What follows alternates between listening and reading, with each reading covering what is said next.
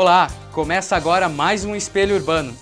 E na edição de hoje você confere, no quadro Personagem Urbano. Ele é vereador e cumpre sua incansável jornada pelas vias públicas de Campinas. Pesquisa revela que brasileiras ainda preferem o parto normal. Busca pela melhor alternativa na hora da medicação é o tema do X da questão. Necessidades especiais, dificuldades do dia a dia. Esta é a reportagem especial. Processo de adoção sofre alterações ainda este ano. E no Sala de Cultura, moradores do bairro Monte Cristo usam a arte como forma de expressão.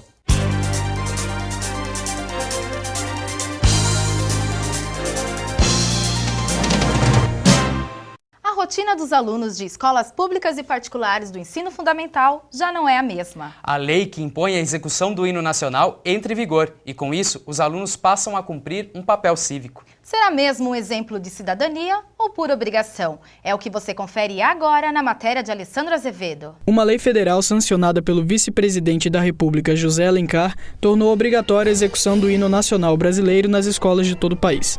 Em Campinas, a lei tem sido obedecida nas instituições municipais, estaduais e particulares, e as direções das escolas têm trabalhado para despertar o patriotismo dos jovens. Desde o ano passado, nós idealizamos esse projeto que teve início no começo do ano. Por quê? Para que as crianças que fizéssemos o resgate desses momentos cívicos, a valorização deles e também o conhecimento maior e mais detalhado dos símbolos nacionais. Nós tivemos também uma iniciativa de convidarmos os sargentos da SpaceX, eles vieram e deram uma palestra para a gente a respeito de todos os símbolos, da postura adequada, o porquê cantar, uma questão de respeito até de valorizar mesmo, né, a pátria, valorizar os símbolos nacionais. Esse seria o nosso objetivo, para que eles conhecessem, valorizassem e entendessem o porquê de algumas comemorações durante o ano letivo. A maioria dos alunos já estão com a letra do hino nacional na ponta da língua, mas isso não é o mais importante. A pátria que nos ama, nós também amamos. É isso que torna as pessoas patriotas, não é cantar o hino. Essa obrigatoriedade, inclusive, torna o ato de cantar o hino uma coisa muito antipática, porque é só por obrigação. Há muita coisa na educação para ser resolvida, e essa medida não resolve nada, ela é supérflua, perfumaria. Então, eu acho que a tendência é ser passageira. E por falar em cidadania, o personagem urbano de hoje mostra a história de Antônio Francisco dos Santos, também conhecido como Tonhão da Rapadura. Com o megafone na mão e pregações de protestos, foi eleito vereador em Campinas em 2008 e a nossa equipe foi às ruas para entrevistar o politizador.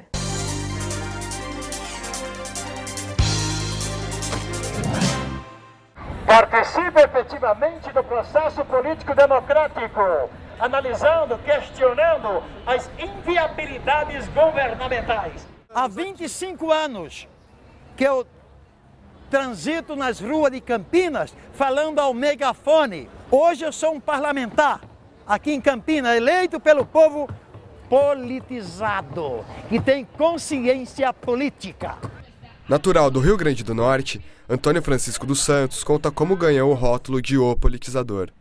Eu dei uma entrevista para o jornal O Correio Lagiano. No dia seguinte saiu uma manchete no jornal dizendo assim: o politizador diz que existe atrofia cultural e intelectual. Aí eu cheguei para o jornalista e perguntei: escuta, meu amigão, você não leva isso a mão, não? Mas o que significa essa sua manchete? Não, você não politiza, você não conscientiza o povo, você não sai andando pelas estradas do país fazendo um trabalho de politização, de conscientização política. Então você, automaticamente, você é o politizador. Aí chegando em Campinas, eu comecei a pinchar a cidade. A saga de um politizador. Comecei a escrever nos muros, né? A saga de um politizador com Z ao contrário. Após eleito, o politizador criou um projeto de lei contra as pichações. Um pinchador, quando ele pincha um prédio, ele está pinchando um patrimônio alheio, não é dele. Eu não pinchava, eu colocava um grifo. Eu nunca pinchei monumentos. Ao chegar em Campinas, vendia rapadura e era conhecido por Tonhão da Rapadura antes de iniciar a sua saga. Comecei a fazer o jornalzinho de poste, né? Colocar nos postes da cidade e fazendo vários questionamentos. Não tinha nascido nada da minha cabeça, para mim ser um homem público. A CETEC, por sua vez, me provocou uma perseguição em cima de mim, né? Para que eu deixasse de vender as rapaduras. E levei o carrinho até a prefeitura, em frente à prefeitura, e taquei fogo no carrinho, em protesto. Que eu queria somente, exclusivamente, trabalhar, né? Não vou mais vender rapadura, agora eu vou me candidatar a vereador em Campinas. Em sua jornada, o politizador realizou 2 caminhadas a Brasília. A primeira caminhada que eu fiz foi em 1985, pela saúde do então presidente Tancredo Neves. 40 e poucos dias eu levei, né? 1.100 quilômetros eu andei. Dormia nos postos de gasolina, tomava banho nos postos de gasolina. O politizador foi eleito em outubro de 2008, após 6 tentativas a cargos públicos. Ele teve 2.037 votos, ou 0,37% do total de votos válidos. Eu estou aqui como vereador em Campinas, eleito pelo partido, um partidozinho nanico, partido pequeno, PNN, me deu um segmento, me deu um clique na cabeça sobre o rótulo do partido. Partido de Mobilização Nacional. Digo, poxa, é comigo mesmo. O que eu faço? Um trabalho de mobilização, de politização, de conscientização política, né? Então eu abracei essa sigla. Hoje o tweet é muito mais importante do que o megafone. Eu digo por quê? Porque o megafone ele atingia 2 metros. Esse aqui atinge o mundo. O politizador ele vai à rua falar aquilo que o povo quer, que ele quer falar e não tem coragem de falar, entendeu? A turma no começo falava que ele era louco, né, por causa disso, mas ele tem consciência do que ele está fazendo. Lá vem o louco. Aí eu falava no megafone, às vezes me faço de louco para que você não fique, seu idiota desinformado, babaca do sistema. E no próximo bloco, o parto normal ainda é o mais procurado pelas mulheres no Brasil. Um debate sobre medicamentos esclarece suas principais dúvidas na hora de cuidar da saúde. Não saia daí.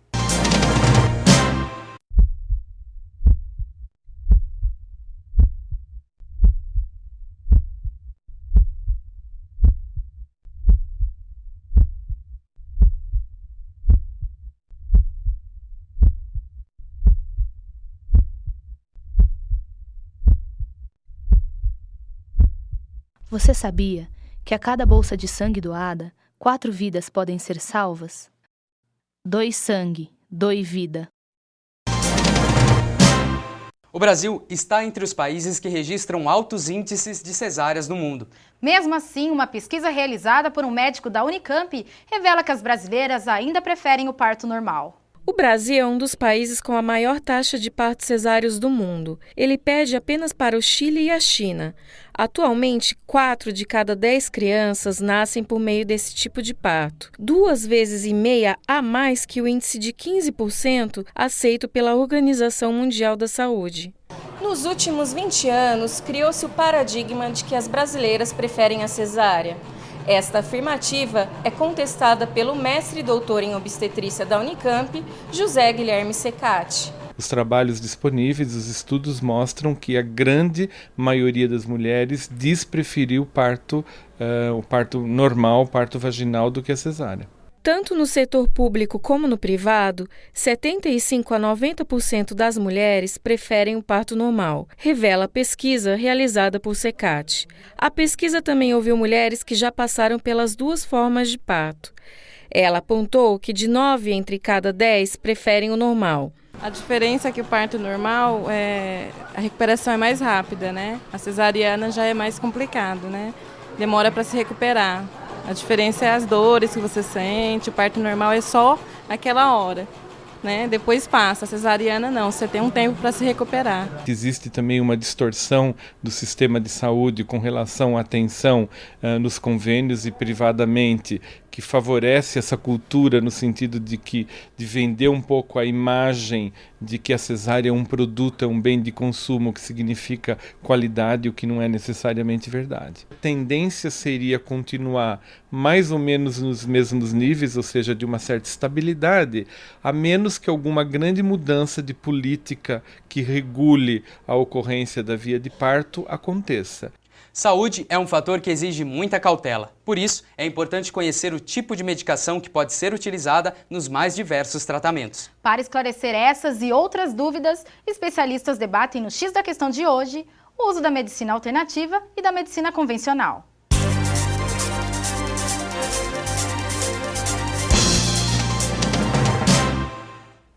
Olá! O X da Questão de hoje aborda o tema medicina alternativa versus medicina convencional.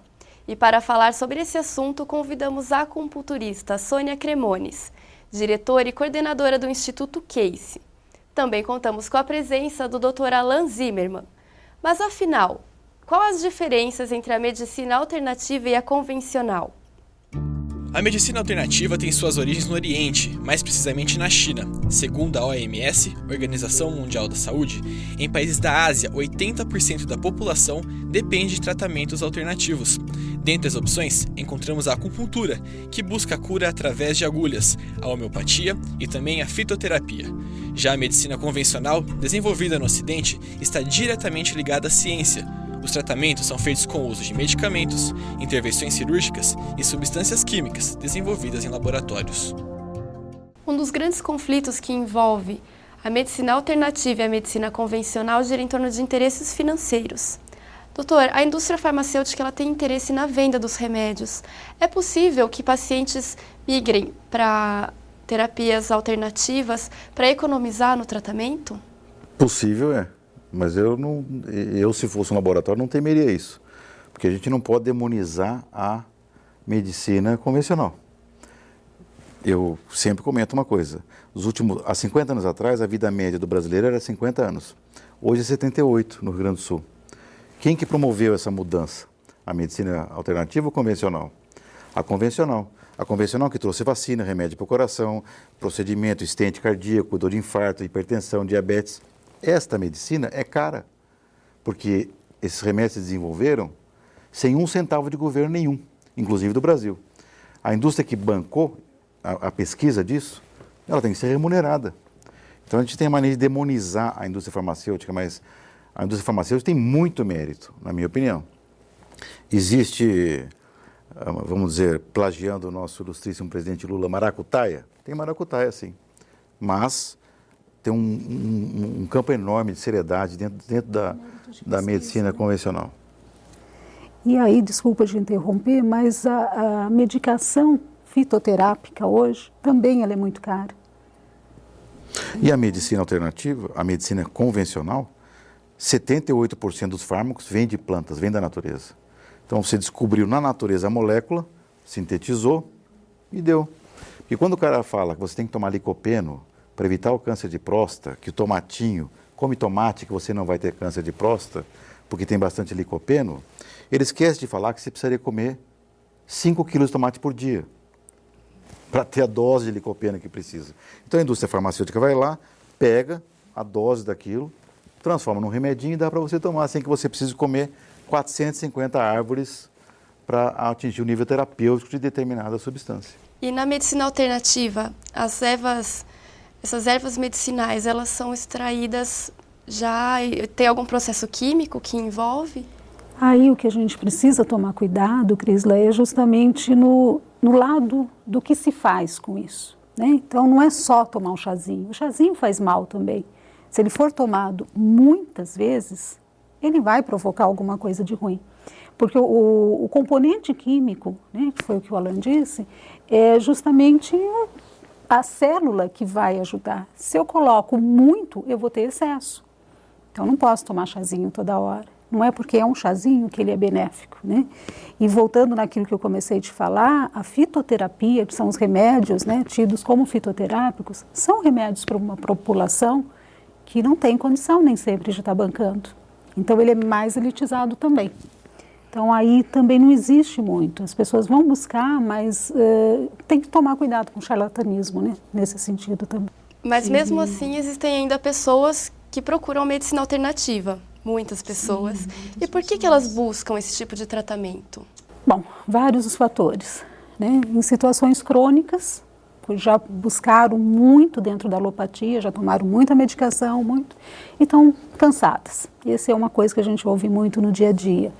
Eles vão buscar no intuito de uma novidade. Existem os modismos também, que é muito perigoso, né? E existe a condição de um atendimento diferenciado, né? Hoje questiona-se muito a postura do clínico, né? Quando eu falo clínico, eu estou falando um clínico abrangente, como ele atende esse seu paciente. Né? Ouve-se muito no dia a dia, que é claro a gente não pode generalizar, mas de que 5 minutos de consulta e uma medicação resolveram, né? E as pessoas hoje elas estão muito carentes, elas vão buscar um atendimento. Isso a gente observa muito, né? E também aí com essa coisa do natural, vai ser melhor. Eu vou tomar esse medicamento, ele é natural, ele não vai me fazer mal. O que é um erro, falta uma educação maior, né, nesse sentido. A cultura ainda peca muito nesse sentido. E, doutor, qual é a sua opinião a respeito desse afeto que as pessoas buscam na medicina alternativa? O afeto ele é fundamental para o tratamento, eu diria até infelizmente, né? Infelizmente porque eu, como técnico, acho que seria ideal que não precisasse afeto nenhum. Mas ele é fundamental, está provado. Então é óbvio, a proximidade normalmente que os terapeutas, entre aspas, têm com os seus pacientes é muito maior que o médico, né? O médico, seja clínico, normalmente existem honrosas e louváveis exceções, mas via de regra é um atendimento rápido e impessoal. Do ponto de vista cirúrgico, idem, né? Então, o paciente busca essa distância, como disse a Sônia, nos doentes crônicos, isso é pior. Que é uma pessoa que está depauperada, sofrendo, a medicina não tem solução, não tem o que oferecer para a pessoa, e ela busca uma outra solução. E se funcionar, ótimo, né? Qualquer solução que funcione será bem-vinda. E existe uma possibilidade de unir os dois tratamentos, a medicina alopática e a medicina natural alternativa? Bom, eu acho que seria essencial, né? Eu acho que a gente tem que ter o bom senso de entender os nossos limites. Não podemos dizer que resolvemos tudo com a acupuntura, por exemplo, que é mais a minha linha, né? Eu sou psicóloga de formação e não dá, eu tenho um limite. E tenho que entender que nesse limite o que vai resolver é aquele bioquímico que está alterado e precisa de uma medicação. Doutora Alain, a senhora acredita que é possível unir as duas terapias, os dois tratamentos? Eu acho que uma coisa é complementar a outra, né? O que funcionar está bom. A gente tem uma norma em medicina que diz assim, para doença que tem mais de um tratamento, não é porque não tem nenhum. Porque se tivesse um, não precisava de 2, não precisava de 3, não precisava de 4, não precisava de 10. Então a verdade é a seguinte, se eu tenho uma determinada doença e eu tenho como resolver essa doença, você pode apostar que só tem um jeito. Ou é o remédio, a cirurgia, ou é qualquer tratamento. Quando eu não resolvo, surge uma outra possibilidade. Então hoje, se o meu doente conseguir sucesso e resolver o problema dele, onde quer que seja, eu também estarei feliz. Entendeu? Certo. Eu gostaria de agradecer muito a participação de vocês. Sônia, obrigada. Doutora Alain. Obrigado pelo convite. O X da Questão fica por aqui. Até a próxima. A seguir, no Espelho Urbano, você confere a reportagem especial de hoje com o tema Necessidades Especiais, Dificuldades do Dia a Dia. Voltamos já.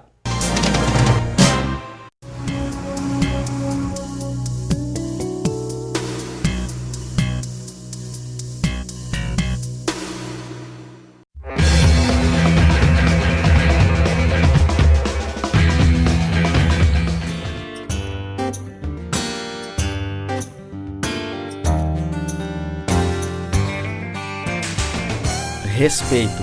Bom para você, melhor para todos. Vencer obstáculos, ultrapassar preconceitos. Esse é o lema de pessoas que lutam todos os dias para conquistar o seu espaço na sociedade. a reportagem especial de hoje retrata a realidade de portadores de necessidades especiais e dos profissionais da área.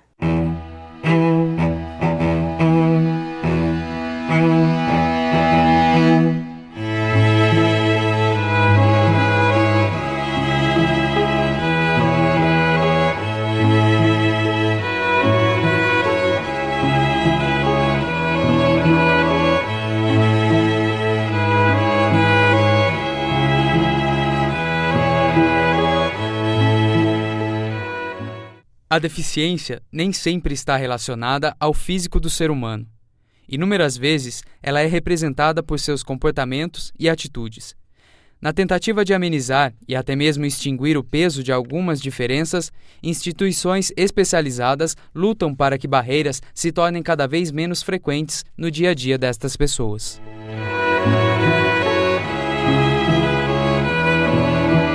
Pessoas ditas dentro do padrão normal são em maioria, e nós, deficientes, somos minoria.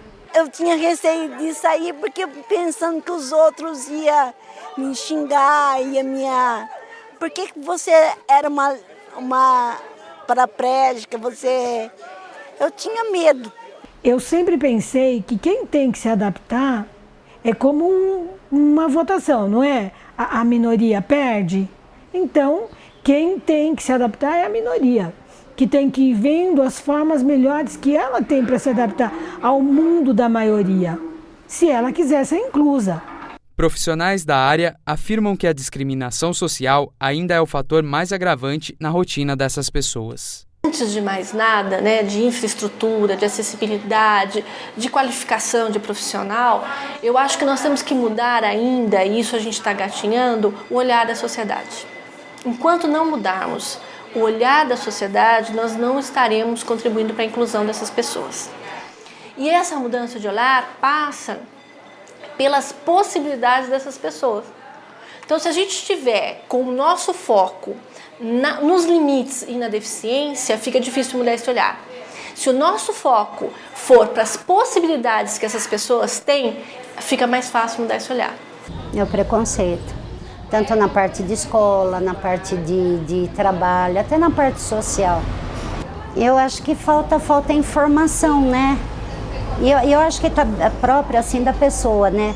Porque você vê uma criança, assim, uma deficiente mental, uma criança com síndrome de Down, uma na cadeira de roda, aí a pessoa tem dó, né? Matheus é cego de nascença. Hoje, aos 4 anos de idade, ele faz acompanhamentos médicos e possui uma vida normal. Hoje eu já vejo que não é aquele bicho de 7 cabeças que a gente pensa, né? Assim, quando você vê que você tem uma criança com uma deficiência, o mundo cai mesmo, né? Mas com o tempo você vai vendo que é normal. Você tem que tratar ele normal, se quiser, assim, tudo que você faz com criança normal, você faz com ele, que ele é normal, né? Por outro lado, Solange Oliveira Moreira, de 42 anos, perdeu a visão há quase 7 anos devido à pressão alta causada pelo glaucoma. Quando eu perdi a minha visão, eu fiquei nervosa, tudo.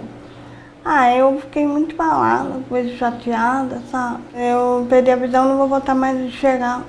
O meu sonho é voltar a enxergar, mas não vou voltar.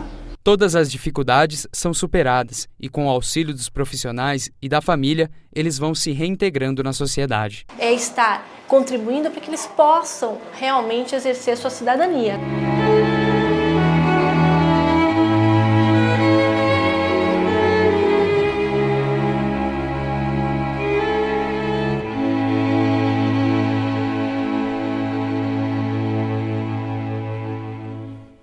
Daqui a pouco, mudanças no processo de adoção entram em vigor no país. E o prazer de fazer arte na periferia. Voltamos já.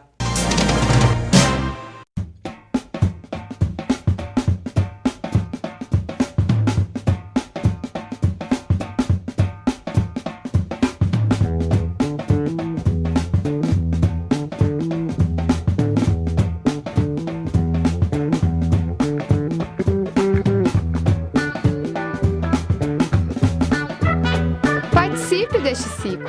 O meio ambiente agradece.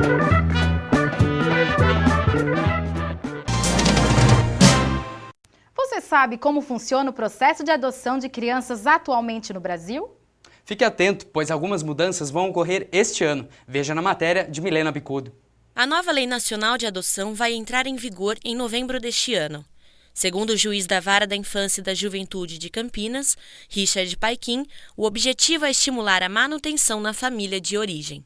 Nós vamos ter critérios processuais que deverão ser adotados de uma forma uniforme no país inteiro, e isso com certeza vai dar maior segurança jurídica a todos aqueles que participam dos processos de adoção. Encontrar um lar para a criança é uma tarefa trabalhosa e de competência exclusiva do Judiciário. Por isso, uma principal mudança vai ocorrer no Cadastro Nacional para tornar o processo mais ágil. Hoje, em termos de adoção nacional, existe um sistema que está sendo aperfeiçoado e acreditamos que com isso as adoções nacionais possam ser realizadas com uma maior rapidez. Na maioria das vezes, as pessoas procuram adotar crianças saudáveis, de preferência bebês com até 2 anos de idade e cor clara. Mas o caso de Maria Eugênia e seu marido foge ao padrão. Foi rápido por conta disso, porque elas são mais velhas, elas têm necessidades especiais, elas são irmãs, elas já estavam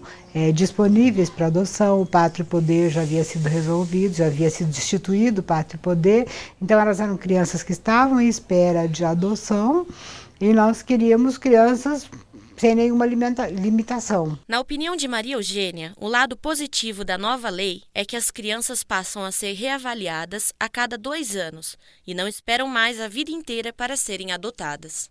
Essa bênção nós temos, essa partilha de todo mundo faz tudo, um olha, pede, o outro complementa, um está fazendo uma coisa, o outro está fazendo outra. E isso também tem a ver com o tanto que a gente funciona bem como casal. Adotar é, portanto, um legítimo ato de amor, porque é produto de uma reflexão familiar. Então a gente tem todo esse afeto, então é uma coisa muito gostosa, muito boa de viver. Não tenha medo de ser feliz, porque tudo que a gente ganha é bênção e é alegria. Madeira, miçanga e tinta. Muitas cores e criatividade trazem um novo olhar ao Monte Cristo. O Sala de Cultura de hoje mostra a esperança materializada por artistas de uma das maiores ocupações urbanas da América Latina.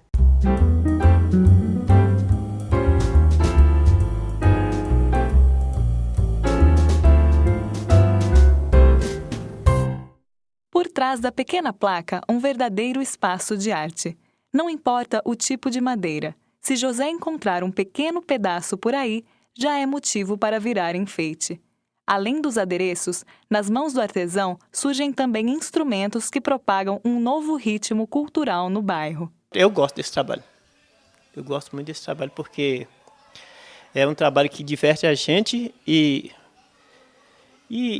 a arte da gente é uma arte procurada, né? Porque aqui é lugar que tem muitos artistas que gostam de tocar música, né? Banda de pagode, né? Banda de guitarrista. E a gente, como é que diz, a gente pegando uma boa clientela, que nem eu, como é que diz assim, tendo as pessoas que gostam de tocar em banda, a gente desenvolve um pouco no trabalho da gente, né?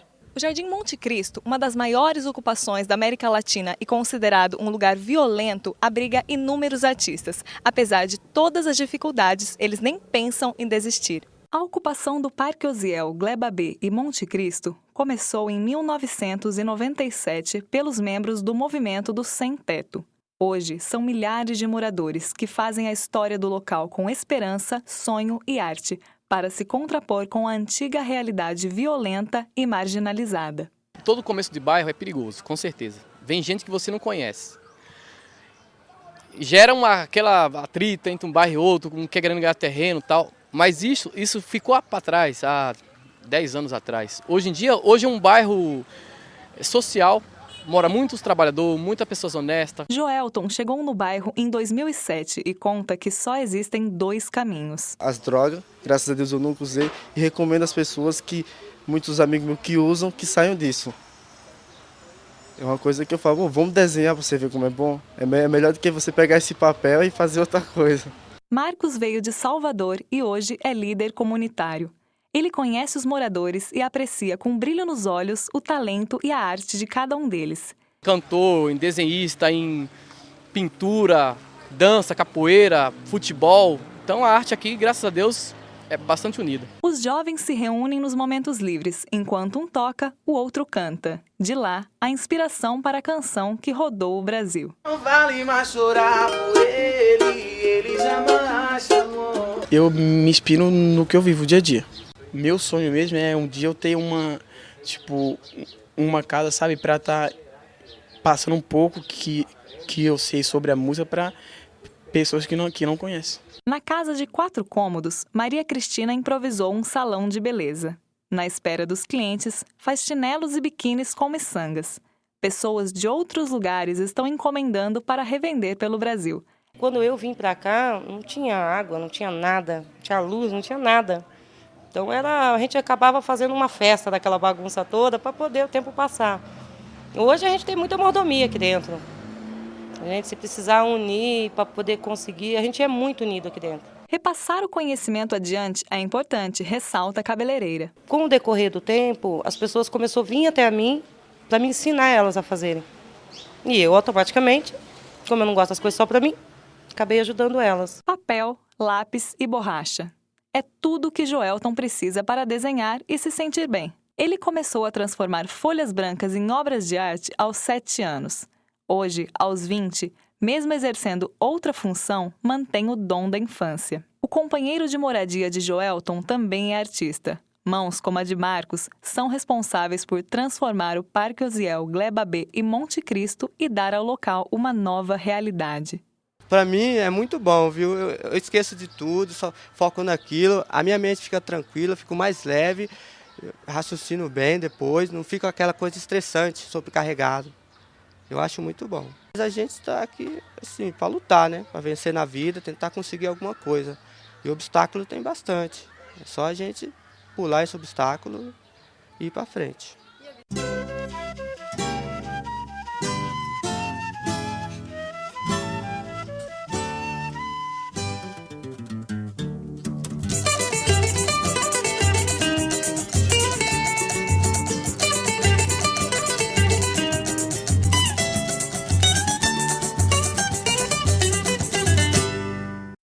O Espelho Urbano de hoje fica por aqui. Acompanhe novas notícias na próxima edição. Até mais.